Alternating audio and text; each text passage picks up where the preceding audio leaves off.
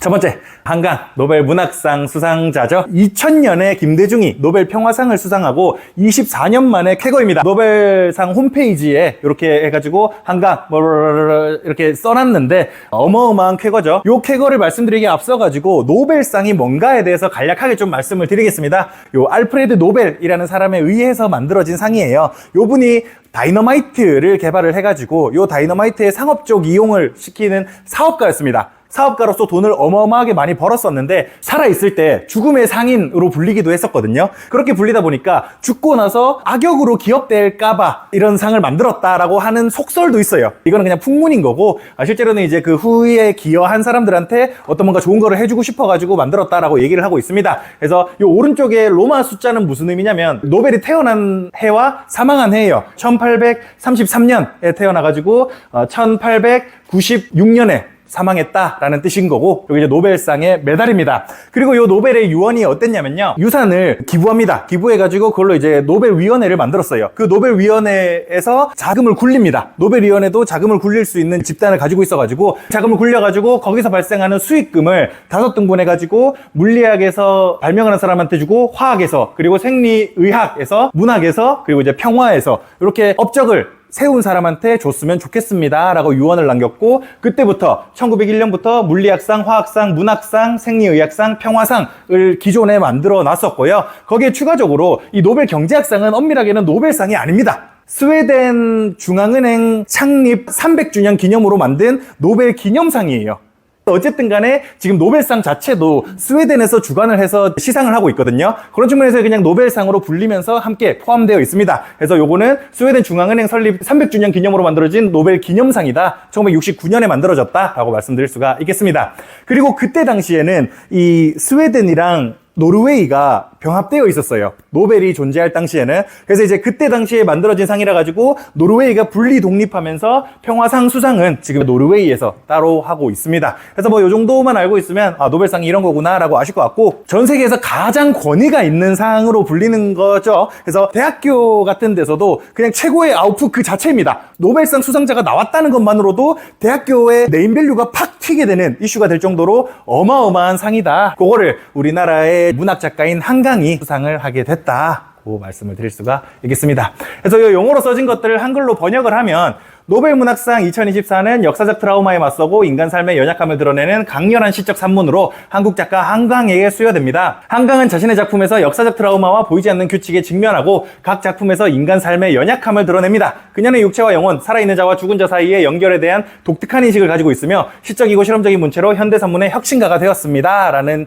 시상 문구를 이렇게 업데이트를 해놨는데요. 노벨상은 작품에 수여되는 게 아니라 사람한테 수여가 되다 보니까 어떤 작품을 보고 얘네가 감명받아서 줬는지는 알 수가 없어요. 근데 역사적 트라우마에 맞서고라는 얘기를 봤을 때는 요 책을 기반으로 했을 가능성이 조금 높을 것 같다라고 얘기를 할 수가 있겠습니다. 소년이 온다는 5.18 사태를 배경으로 한 소설이고요. 작별하지 않는다는 제주 4.3 사건을 배경으로 한 소설이라고 해요. 물론 저는 요거를 읽진 않았어요. 읽진 않았고 이번에 한강이 노벨상을 받았다 그래가지고 한강의 대표작이 요 채식주의자라는 책이거든요. 요거는 이제 2016년 당시에 맨부커상이란 거를 국제 분야에서 2016년에 수상을 했었는데 영국에서 주는 상이고 요것도 이제 노벨 문학상만큼이나 꽤나 권위가 있는 걸로 유명한 문학상이거든요. 요때부터 한강이 유명해지기 시작을 했습니다. 이번에 한강이 노벨상까지 받았다고 하니까 한번 읽어봤거든요. 읽어봤는데 저랑은 조금 안 맞는 것 같다라는 생각이 많이 들었어요.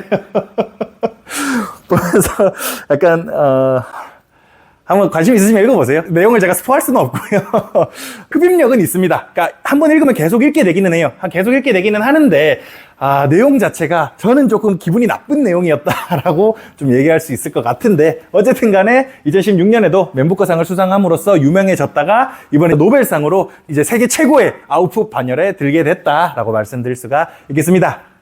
근데 뭐 개인의 취향이었든 간에 아니었든 간에 어쨌든 간에 노벨 문학상을 수상했다는 거는 대단한 업적이고 저한테 안 맞더라도 누군가 다른 사람한테 맞을 수도 있는 만큼 수많은 사람들이 지금 한강의 책을 찾기 위해서 광화문 교보문고가 아마 지금도 북적북적하고 있겠죠? 어제 엊그제만의 일은 아니었을 거예요. 계속해서 줄이 엄청나게 많고 입고 되자마자 지금 다 팔리고 있대요. 그리고 제가 바로 교보문고 들어갔는데 그 다음 재고 입고가 뭐였더라? 10월 말에나 배송된다고 이런 얘기가 나올 정도로 재고가 정말 없습니다. 종이책 판매가 2240배 폭증할 정도로 어마어마하게 판매량이 많이 늘었다고 하더라고요. 그에 따라서 출판업을 하고 있는 예스24는 이틀 연속 점상을 하고 오늘도 15% 상승했어요. 지금 9,500원입니다. 점상이었네요. 이틀 연속 점상이에요. 여기 오르고 여기 오르고 그리고 지금 9,500원 하고 있습니다. 그래서 와 이거 많이 올랐네 하고서 10년 차트 들어가 보니까요 2021년인가 그때 2만 원까지 갔더라고요. 그래서 와, 이 국장은 진짜 쉽지 않구나라는 생각을 많이 하긴 했는데, 근데 뭐가 됐든 간에 어쨌든 한강이 이거를 상을 받았다는 것만으로도 한국 사람들은 정말로 앞으로 글을 접할 기회가 많아진다라고 표현할 수 있을 것 같고, 저는 개인적으로 영상 매체, TV 같은 거, 유튜브 같은 거 이런 거는 휘발성이 너무 강하다고 생각하거든요. 생각 없이 보면 그냥 없잖아요, 남는 지식이. 근데 글은 생각을 안 하면 읽을 수가 없기 때문에 이 생각을 정말 많이 하게 되고, 그래서 글은 휘발성이 아주 낮다고 저는 개인적으로 생각하거든요. 그런 측면에서 더 많은 사람들이 글을 좀 읽었으면 좋겠다라는 개인적인 바람이 있는데, 뭐가 됐든 간에 이 한강의 노벨 문학상 수상으로 우리의 한국 사람들은 글을 읽는 연습들을 더 많이 하겠죠? 할 거라고 생각하고 있고, 그와 덩달아서 우리나라 출판업계 또한 지금 축제 분위기다라고 말씀을 드릴 수가 있을 것 같습니다. 요거를 빌미 삼아서 이 나라의 출판 산업이 정말 커질 수 있었으면 좋겠다라고 개인적으로 바라고 있습니다. 정리를 드리자면요, 대한민국의 작가 한강이 2000년 김대중의 노벨 평화상 수상 이후 24년 만에 노벨 문학상을 수상을 했습니다. 노벨상은 다이너마이트의 발명가 알프레드 노벨의 유언에 따라 스웨덴에서 만들어진 상이고요. 위원회 설립 당시에는 스웨덴과 노르웨이가 합병됐다 보니까 평화상은 현재 노르웨이에서 분리 독립하고 나서 노르웨이에서 수여하는 중이고요. 또 경제학상은 노벨의 유언과 관계없이 스웨덴 중앙은행 설립 300주년 기념으로 만들어졌습니다. 아마 역사를 배경으로 쓴 소설인 소년이 온다, 작별하지 않는다가 수상 작품이지 않을까 생각이 들고 있습니다. 2016년 채식주의자로 노벨상만큼 권위 있는 문화상인 맨부커상을 수상한 것 또한 조명되고 있고요. 한국 작가의 노벨상 수상은 한국 사람들이 글에 관심을 가지게 되었다는 점에서 아주 큰 의미를 가지게 되었을 거라고 생각하고 있습니다. 작품의 개인적인 이 완성도 평가는 떠나서요, 저는 좋다고 평가하지는 못할 것 같습니다. 어쨌든 간에 도서유통 사업을 하는 예스24가 이현석 상한가를 기록하는 등 출판업계도 축제 분위기에 지금 빠져들어 있습니다.